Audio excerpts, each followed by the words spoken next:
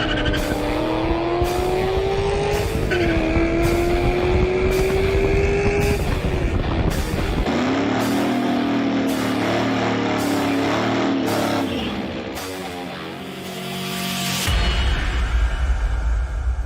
guys, I'm Eric. And I'm Dan. And you are on the 815 LSx Talk podcast. Alright guys, welcome back to another episode of the 815 LSx Talk podcast. We are on episode number 5. Today it's just Dan and I sitting down in the office doing this podcast. Where did we just come back from? So we just came back from the good old pick and pull junkyard. So what were we at the junkyard looking for? So we're looking for parts to put back a specific engine to running condition for a specific idea of a setup, and it's going to be pretty fun, and we just released the video on it. So if you haven't seen it, go check it out on YouTube. It's going to be Project Hold My Beer, and we're putting back a 5.3 into running-ish condition, and we're going to see how long it actually holds up. So where did we get this here 5.3 from? So to make this story a little more concise, we're going to have to go back in time about, 6 weeks? To a little issue we had with the BMW. So if anybody keeps up with the channel, you'll see that we ran into a little bit of an issue. Hydro-locked an injector on the BMW's engine, and Uncle Rodney paid a visit right out the side of the block. So we were actually gearing up for a car show that we were going to get all 4 cars up into this event. 3 weeks 3 weeks after this happened, I believe. Yep, that sounds about right. Yeah, so we blew up the engine, and we had 3 weeks to get it back together. So I went ahead and bought Eric's spare 6-liter he had, and we were going from a 5.3 to a 6-liter, and it was always kind of the plan to upgrade this one eventually, but kind of ushered this along. So we got a 6-liter with Gen 4 pistons and rods, which is actually one of the best combinations to build for these. So Gen 3 block, Gen 4 pistons and rods, it makes a Gen 3.5. So if you guys know anything about those are the engines that everybody wants to build that make the 1,000 horsepower and can hold it steady.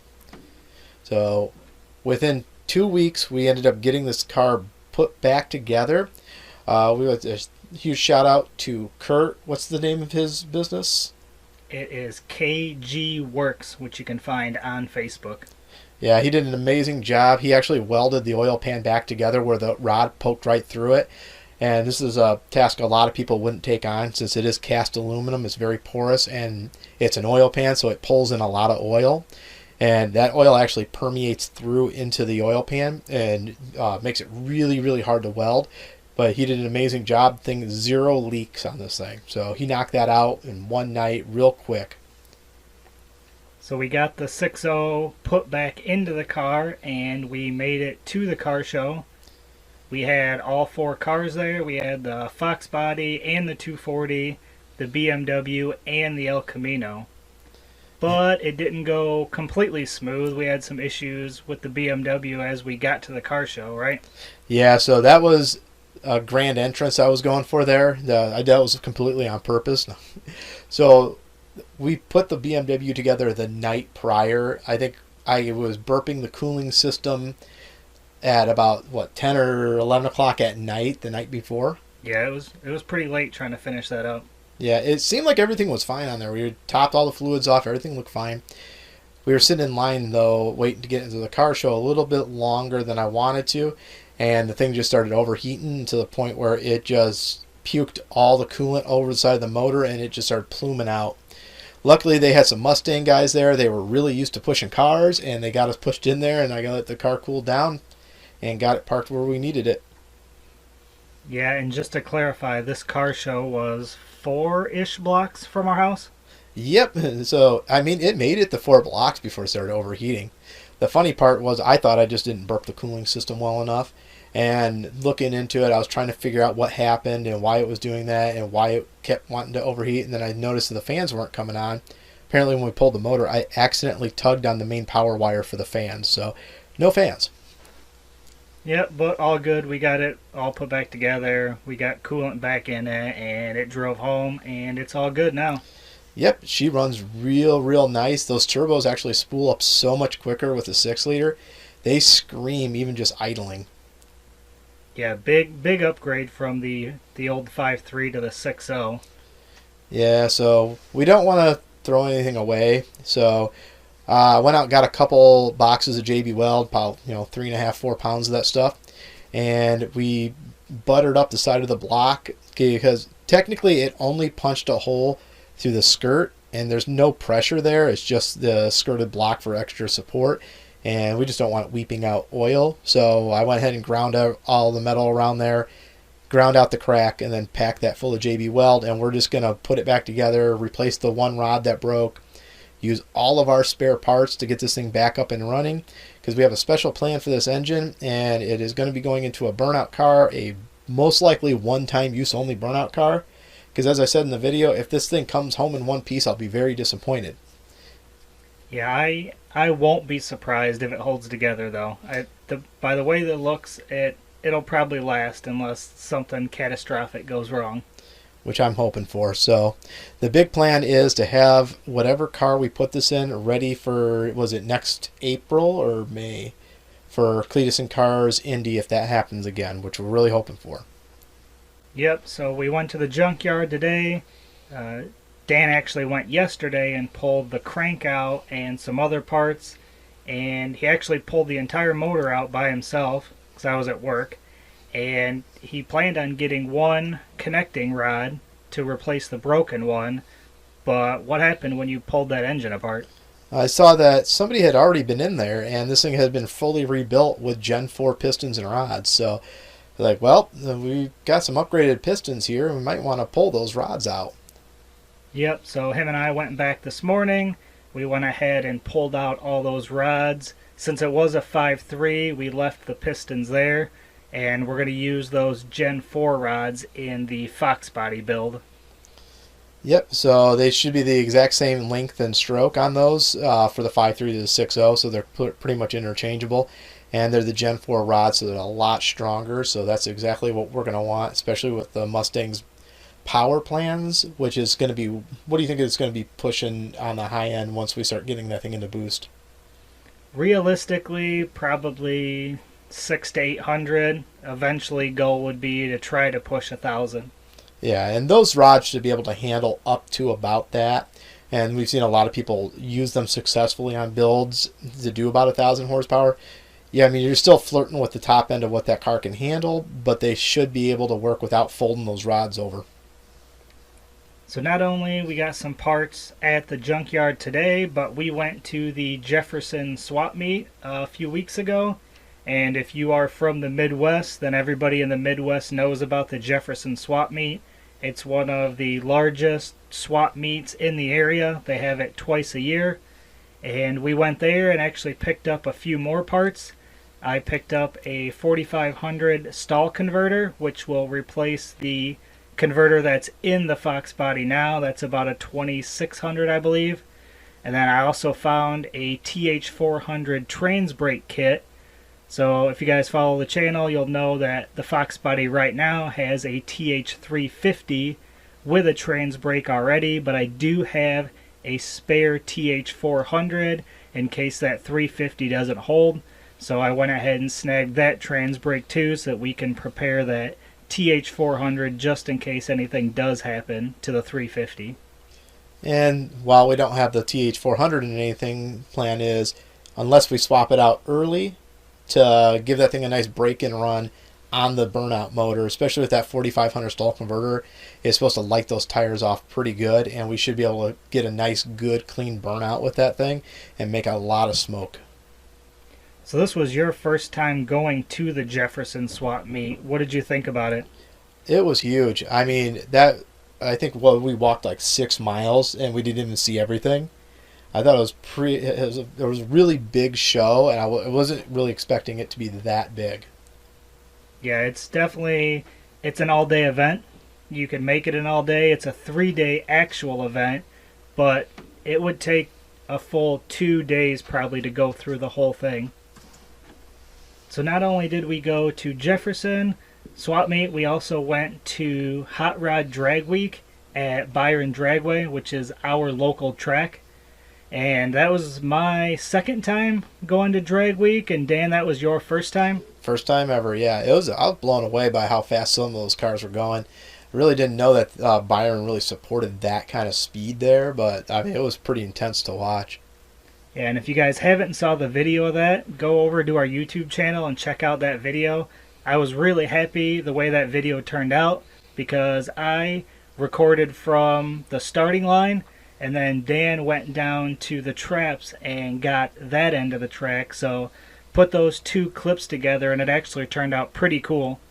Yeah, I was really impressed with the Alex Taylor run, and it was cool to be there for her to break her own personal best at our local track, which was pretty neat, and to go, what was it, 763?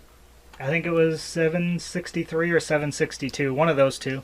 Yeah, that was pretty fast. That thing came blazing down through the traps. I was just really impressed at that speed. And if you guys aren't familiar, Alex Taylor drives the 55 Chevy, and on her channel they are building that car. They call it the Quest for the Sixes. So they are trying to run a 6-second pass with that car. She's getting pretty close, and I wouldn't be surprised if she does it pretty soon. Yeah, that thing was incredibly fast, and it looked like it had some power left over. I also got a chance to stop by and talk to her, so I signed up for Sick the Mag. If you haven't checked that out, that's a Tom Bailey magazine that he put together. It's extremely cool. It comes out, I think, every 3 months, and it's definitely worth buying, so I suggest heading over to Sick the Mag and check that out. But I took that with me, and I was able to get both Alex and her dad, Dennis, to sign their picture in the book, so I thought that was pretty cool. Yeah, it was a pretty neat experience being able to go out and meet them and actually say hi to them. Plus, you were able to give them a sticker too, weren't you?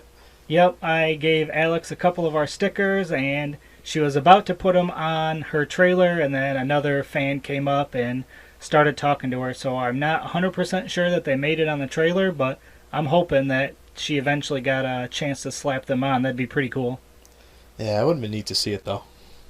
Not only that, I met a couple other guys down there, and we were able to put some stickers on some other cars, and we were able to sign one of the guys' trailers. So overall, it was a really fun, really cool experience. A lot of really cool cars. We got there early enough to see a bunch of them roll in and start making their passes and then start to roll out. What, besides Alex's car, what other cars did you enjoy?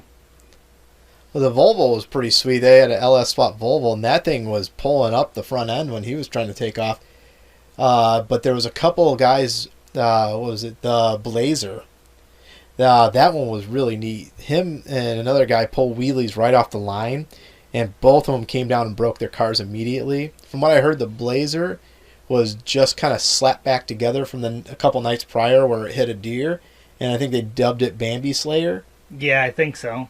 Yeah, I mean, that was pretty neat that these guys are driving these things that hard at the track, and then they're just driving it, street driving it to the next track. You know, sometimes, like 100 miles or a couple hours at least away. Yeah, for sure. And especially, nailing a deer out on the highway and then getting this thing put back together just enough to drive it. Yeah, I saw he was looking for a radiator, so before we left, they had it running, so I'm assuming whatever parts they needed, they were able to get it fixed, and they were back on the road to the next track. Yeah, what was the next track? Was like Michigan or something like that? Yeah, I believe so. I can't remember what the exact route was. It was wherever they started, because we were day 4, and they were going back to the first track they started to finish off day 5. Yeah, it would have been neat to see them day 5. I heard people were pulling out all the stops because, you don't have any more street driving after that. So they were just going for broke and pushing it as hard as they could. And didn't somebody wreck at one of the last ones? Yeah, I don't remember what car it was, but I know he ended up hitting the wall and flipping over, and that was a 6-second car, so that was pretty sad to see that. Yeah, I mean, I just like the fact that, the last day that they're going to pull out all the stops, just try to win. Don't have to worry about making that next trip because it's the last one. So it'd be pretty neat to be able to see that next time. Yep, that was definitely a good time. Another thing that we wanted to talk about is we have started to design our own parts. So this is something that started a little while back while I was working on the Fox body. Once we got the twin turbos installed, I was a little concerned about the intercooler placement and how much fresh air we were going to be able to get to that. So I knew I wanted to do some sort of cutout on the front bumper, and I looked for trim rings. I thought I saw somebody selling them before but wasn't able to find it. And I knew I just didn't want to go with the standard speed holes cut in the front bumper.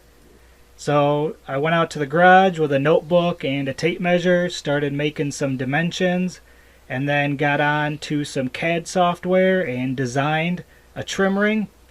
And I had a buddy of mine who lives nearby who has his own shop in his garage, and he was able to cut it on his CNC plasma cutter. And he got it cut for me, brought it back. I did some finishing work on it, painted it black, threw some rivets on it, and it turned out really cool. I then asked if he wanted to make some other ones because I thought there could be an opportunity to be able to sell these, but wasn't something that he was interested in the time.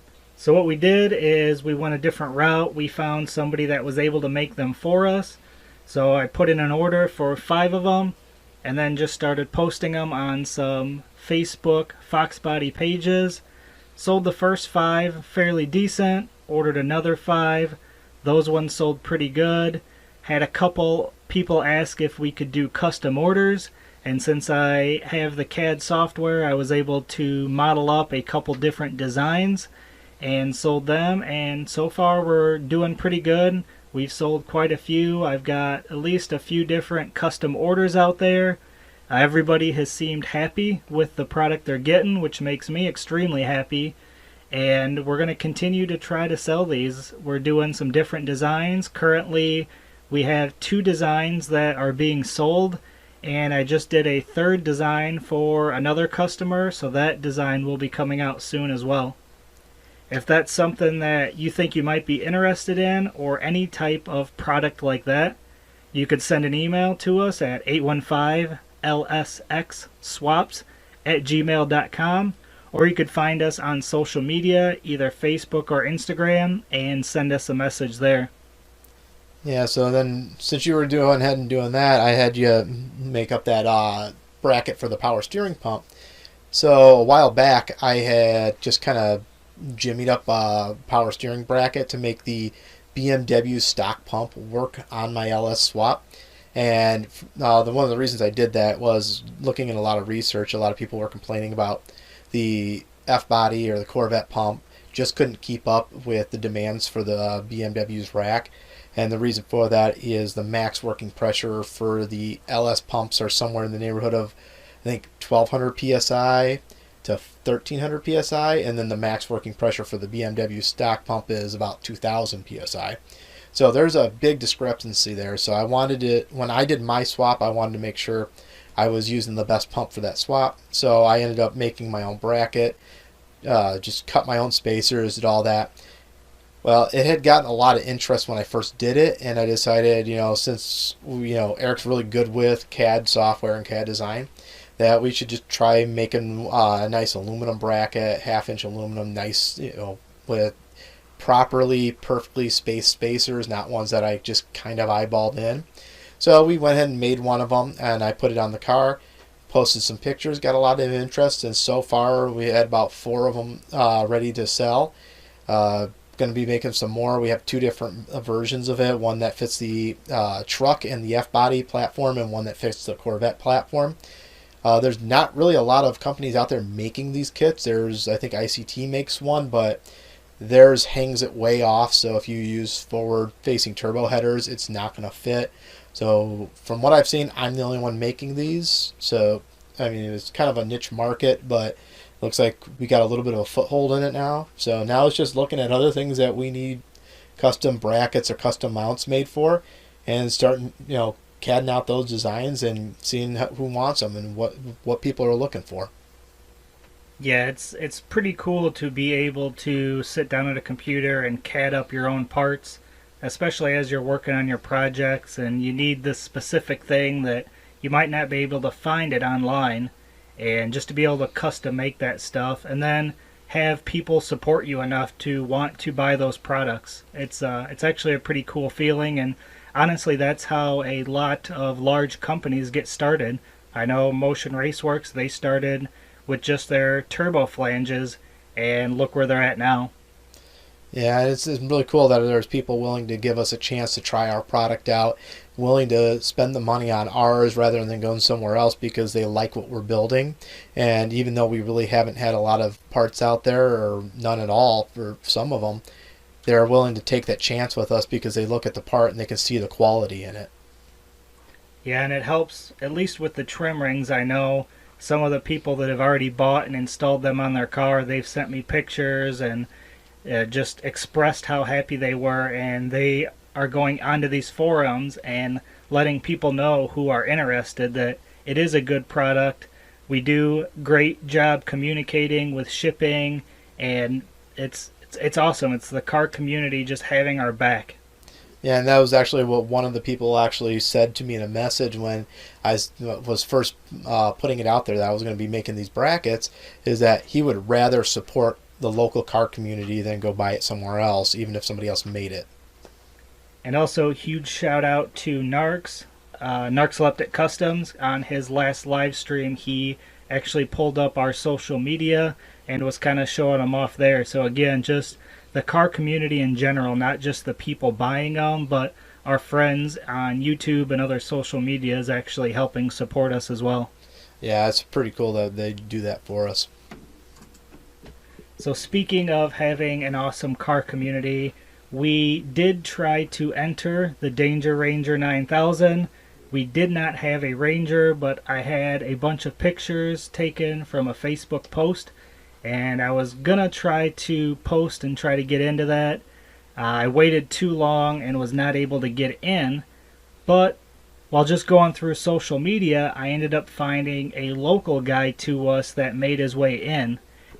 So their channel is WOT Club. So head over to YouTube after this podcast and check them out. They got some cool videos of their Danger Ranger build. They also do have an Instagram account, again, WOT Club.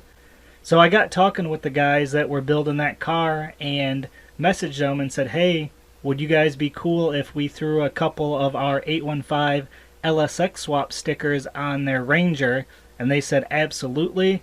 So if you guys do watch the Danger Ranger 9000, look for truck number 88, and we've got a couple of our stickers on that truck. So pretty cool. We've left stickers at the Freedom Factory for Cletus and crew, and now we're going to have a couple of those stickers on one of the vehicles during the Danger Ranger 9000. So I think that's just awesome. Yeah, I wish we could have made them a little bit bigger, but it's what we had at the time.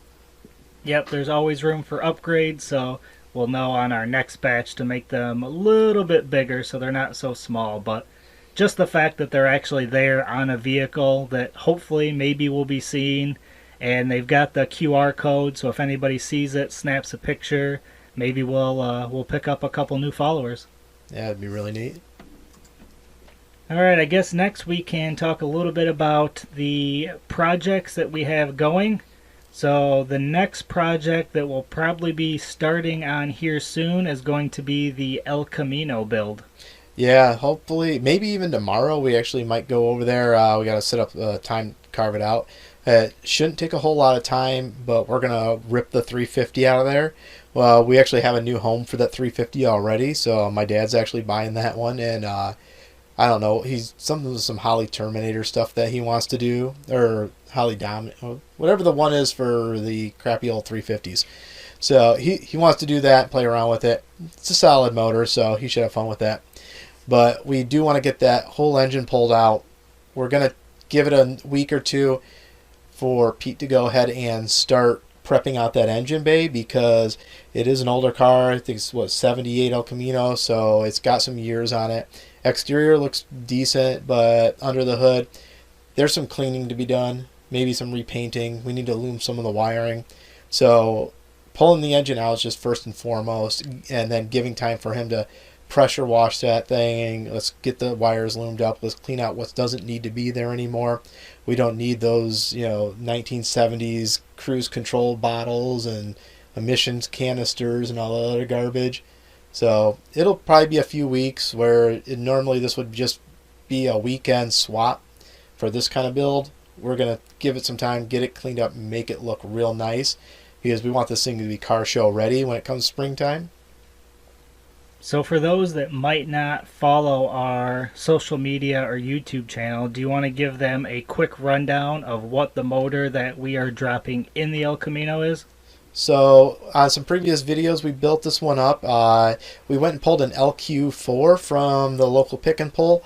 We tore this thing completely down. We found a little bit of pitted rust in one of the cylinders. So it ended up getting bored 30 over. Wasn't really part of the plans, but I mean, we'd rather have it fixed right than just say, okay, it might work. It might, have a little bit of blow by. We'd rather just take care of it right then and there. So it's a nice fresh rebuild. We did put a Texas Speed Vortec cam in it, so it's a nice mild cam. It gives a nice meaty rumble to it, and you can hear it in the video. So if you head over to our channel, check it out. There is a first fire up video of it, and it does sound clean. It has a nice lope to it, and it sounds real mean and aggressive. Yeah, I think out of all of the builds on our channel, that is probably my favorite one.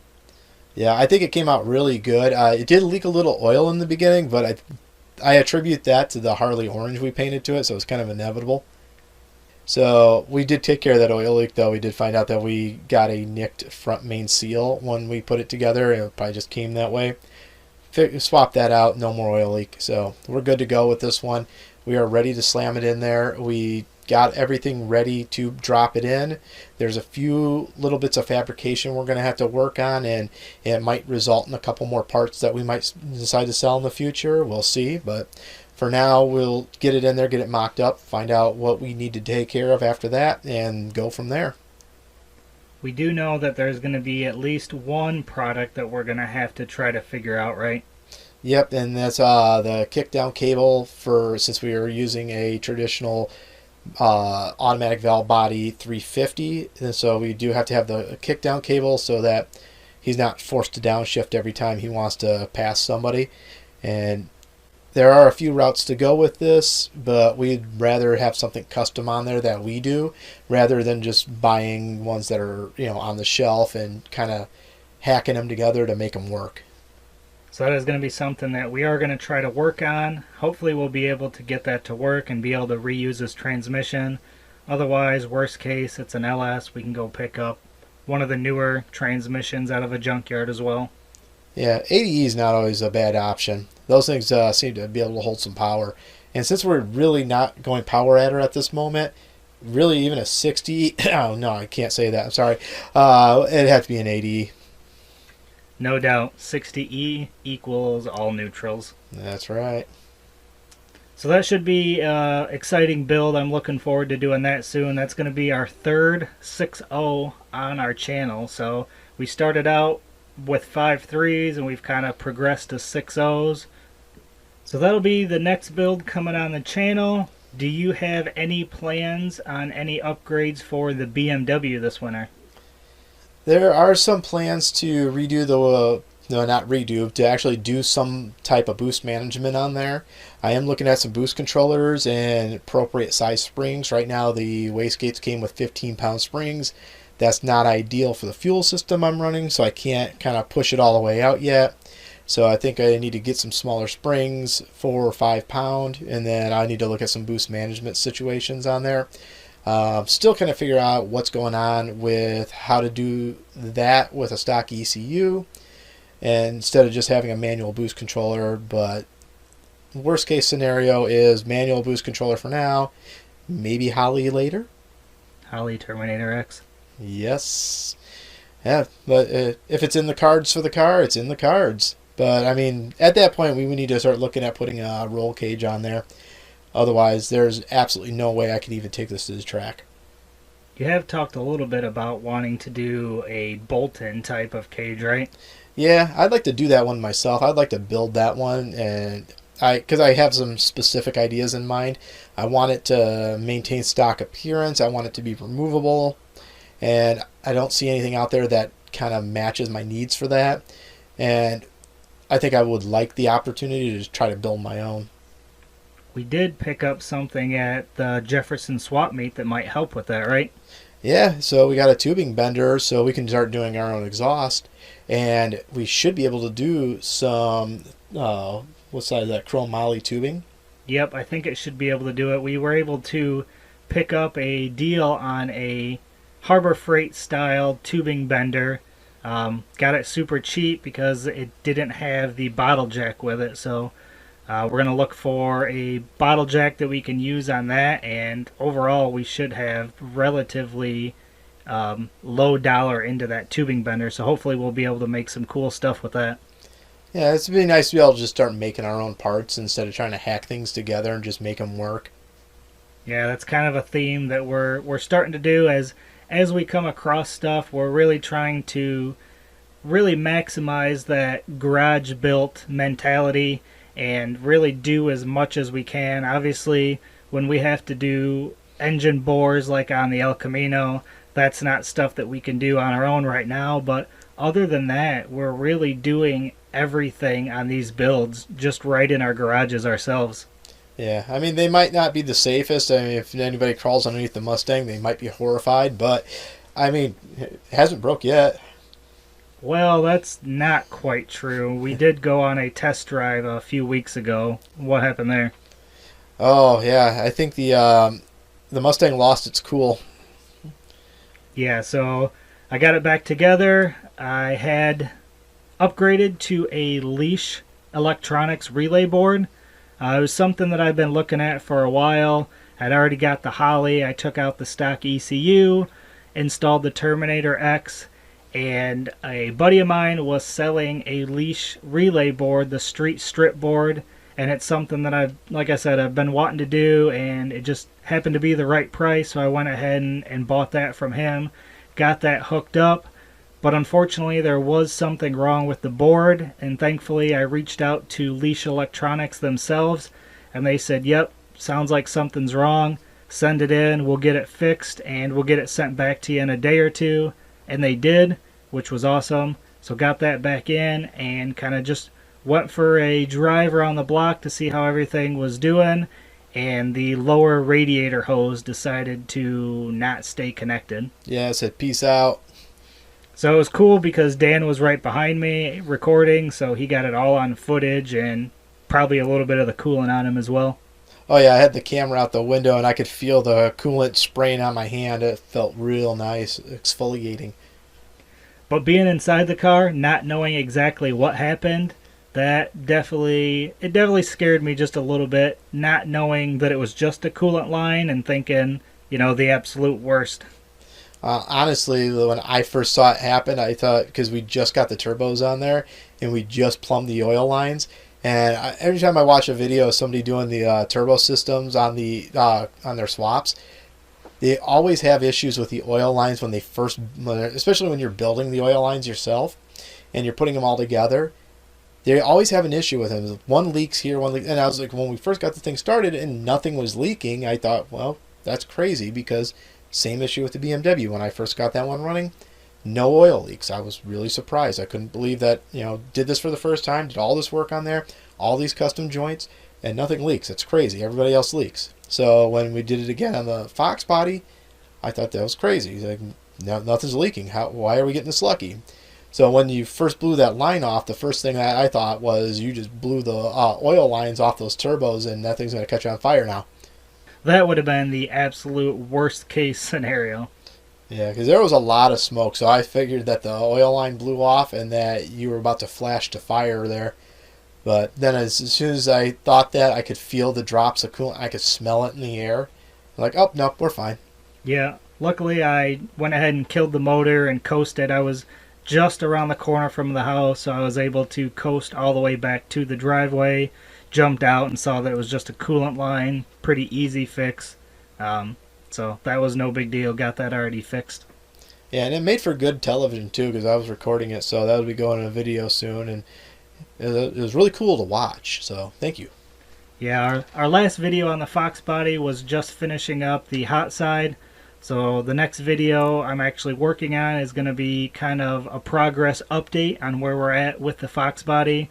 there's been quite a bit of updates. We've got the turbos fully mounted, the cold side done, the intercooler installed, the wastegates and blow-off valves welded on. Another shout out to Kurt at KG Works because he did do the welding on the intake pipe for the dual blow-off valves. Also got the Holley Terminator installed. We got the leash board installed. We're starting to work on the leash boost controller. So the same guy that was selling the relay board was selling a boost leash bump box and boost controller. So he gave me a fantastic deal on the pair. So that's also needs to be finished up, but all that content still is yet to be delivered on YouTube. Yeah, those big upcoming videos here, once we start hitting the winter projects, everything kind of slows down a little bit. We got to do everything working indoors, so perfect time to do a lot of those videos. Yep, so being in the Midwest, it definitely makes it a little difficult, especially working out of our own garages. We just have your standard 2-car garage, and for me, I've got both the 240 and the Fox body in the garage, so it gets a little crowded. So the videos tend to slow down a little bit in the winter. We still do make progress, it's just not as quickly as we do during the summer. But with that said, the plan this winter is going to be doing a lot of podcasts like this, not only with just Dan and I, but also interviewing guests. I have a list of people that have already said they would come on with us, and possibly even doing some weekly live streams just to keep the content going. Unfortunately, we're not in a warm climate area where we can work on our cars all year round and put out content. However, it gives us time to save up. There are some upgrades that I want to do to the Fox body, so we'll be able to save up, get some more parts, and then come springtime hopefully have a bunch more content. Yeah, and one of the other things we're working on this winter is hopefully trying to find a good chassis for a burnout vehicle. So we're going to be keeping an eye out there for some cheap rollers, and I really want to do something interesting.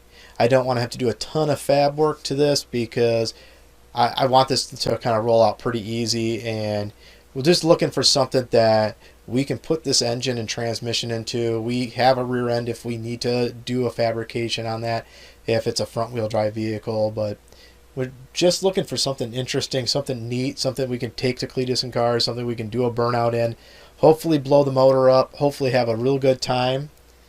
But that'll be for another thing for the winter projects. I have a spot free in my garage that we can do this, so we're going to keep our eyes out.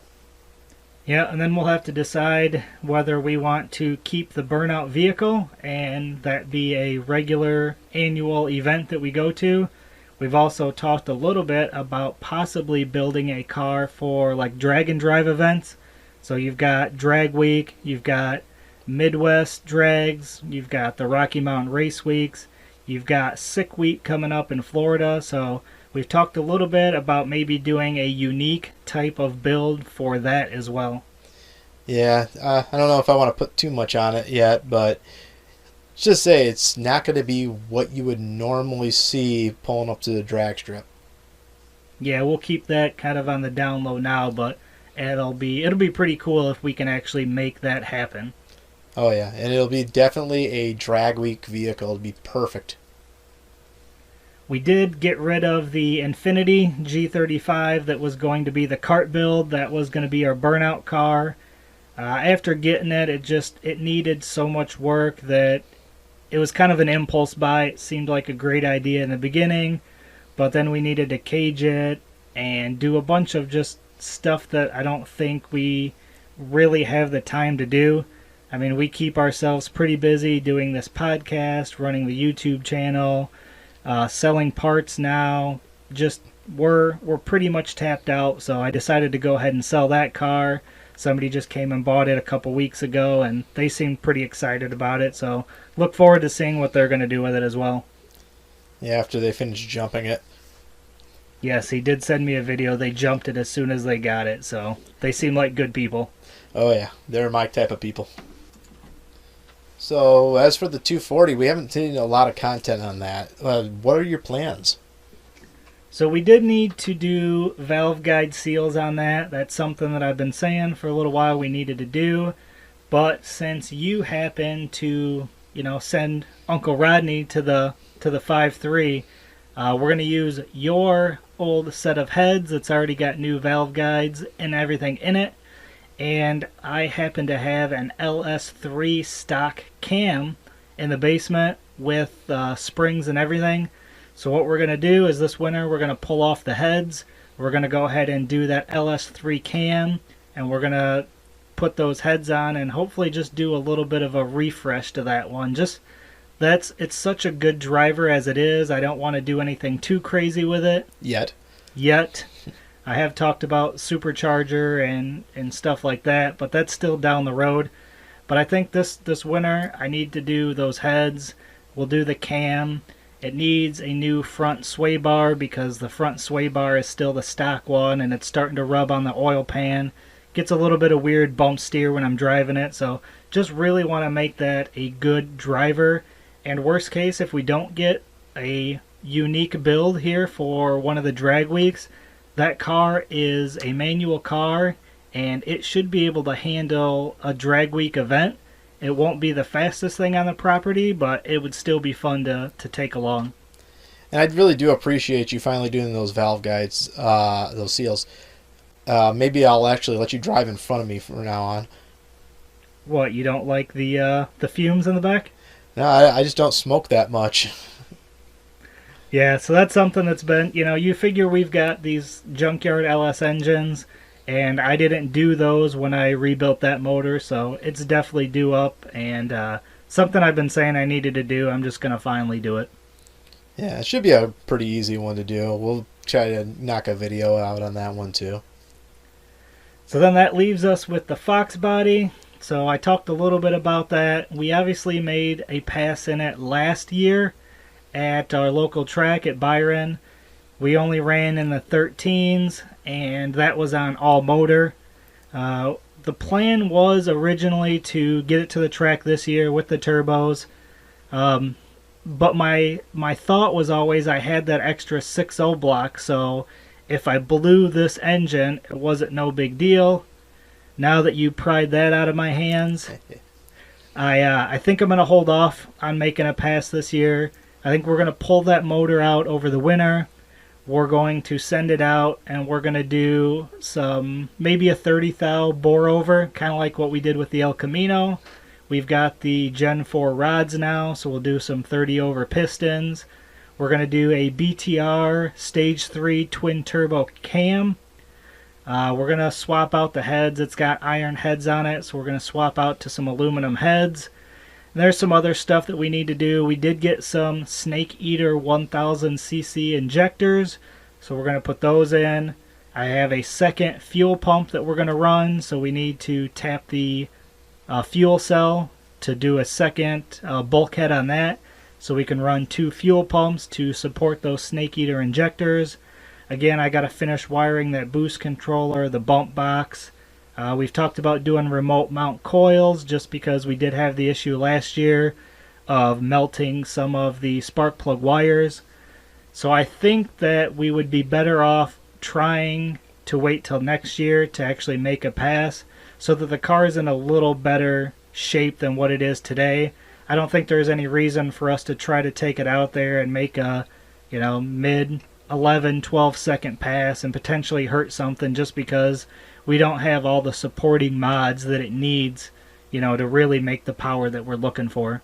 Yeah, now we're kind of down a block, can't really risk it for the biscuit on this one. Yeah, at this point I don't think it's really worth it, and we might as well just do it the right way. This was originally supposed to be a pretty basic, cheap build, but as I'm starting to buy some nicer products, we're buying the Holly Terminator, doing a cam, Snake Eater injectors, we've got the leash board, we've got the bump box. I feel like maybe I don't want to risk it as much as I did before. Right.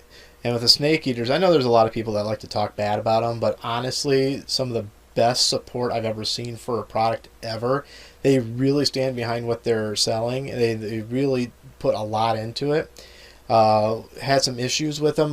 Come to find out that it was more or less the aftermarket fuel filter we were running was just not up to the task of keeping out the debris, and they're really sensitive to even small amounts of debris, and that'll end up causing them to lock up. So as long as you follow their directions and their recipes for these builds, they seem to be really good.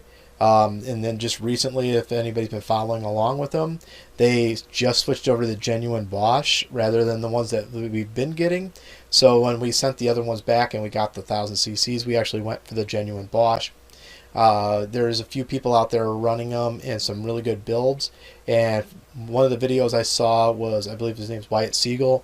They just put one in LSx Swaps twin turbo E30, and they said they were some of the easiest injectors to ever tune. They just plugged in the data for it and then the ramp in, and that was it. And these things just idled perfectly and took off. Yeah, I know you had a little bit of issue with them on your car, but like you'd mentioned, they were always willing to work with you, and we just got to the point where we decided we weren't going to use them on the BMW, and we already had a set of Hunter-tuned injectors that you were running kind of in between working through the Snake Eater stuff. So you decided to go ahead and use those, sent back the Snake Eaters, and then again we did upgrade to those genuine Bosch. I do see now Snake Eater has their own fuel filter, so I'll probably end up using that just because they're going to support that with their warranty. Obviously, if anything goes wrong, I'm using their fuel filter and their injectors. Yeah, I didn't have anything bad with those injectors, and the lifetime warranty is what really got me on those.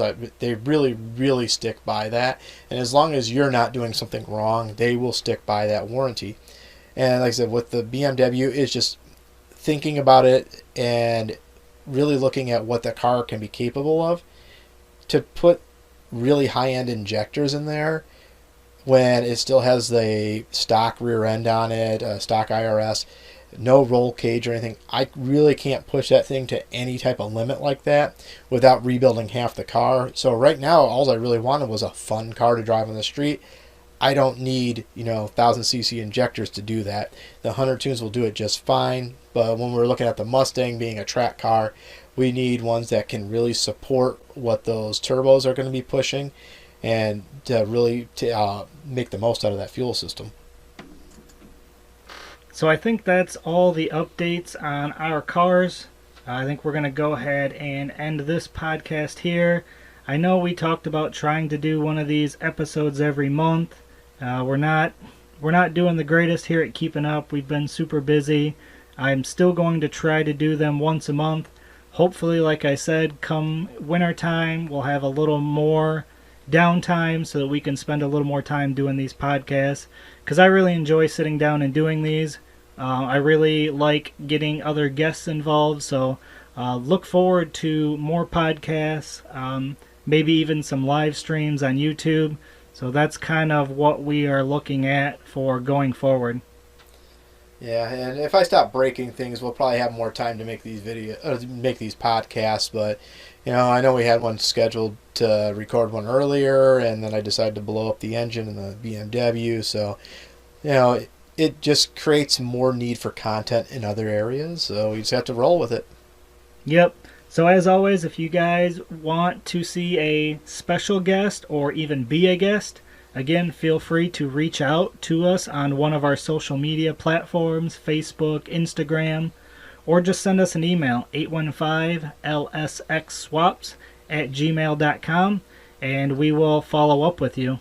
That's all I got. Yep. Until next time. See you guys.